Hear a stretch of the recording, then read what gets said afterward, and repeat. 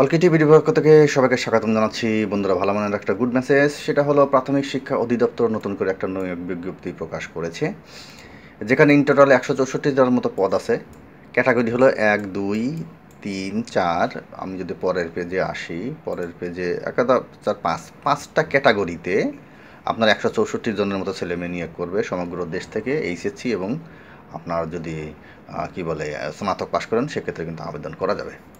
সার্কুলারের link আমার একদম প্রথম কমেন্টে দিয়ে দিয়েছি, ওইখান থেকে লিঙ্কে ক্লিক করা মাত্র আপনারা সরাসরি সার্কুলারটি পেয়ে যাবেন। এটা আজকে প্রথম আলো পত্রিকাতে মানে পাবলিশ করছে। তো বন্ধুরা, এখানে আমি যদি ক্যাটাগরিগুলো একটু বলি, সহকারী লাইব্রেরিয়ান আছে, তারপর সার্টিফিকার কম্পিউটার অপারেটর, উচ্চ সহকারী কাম হিসাব রক্ষক, তারপর আছে 60 মুদ্রাক্ষরিক কাম কম্পিউটার অপারেটর। দেখেন, আমি আপনাদের কিন্তু একটা কথা বলে থাকি যে প্রত্যেকটা গভর্নমেন্ট জবে এই কম্পিউটার অপারেটরের যে কটা সাব ক্যাটাগরি আছে, কোনো না কোনো ক্যাটাগরি কিন্তু প্রত্যেকটা গভর্নমেন্ট জবে দিবেই, মাস্ট।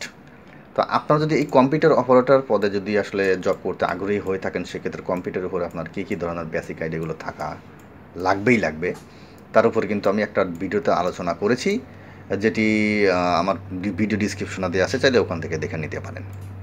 তো এখানে আপনারা অবশ্যই একটু পড়ে নেবেন কোন কোন ক্যাটাগরি, কত টাকা বেতন, বয়সের সময়সীমা, যোগ্যতা সবই দেওয়া আছে। আমি এটা নিয়ে আর কথা বললাম না।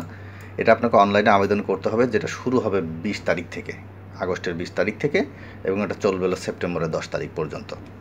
তো আমার মনে হয় আসলে আর কথা লম্বা করার কিছু নাই, বাকিটা আপনারা নামায় পড়লেই বুঝতে পারবেন। তো আপাতত এতটুকুই থাকলো। সবাই ভালো থাকেন, সবাইকে অসংখ্য ধন্যবাদ।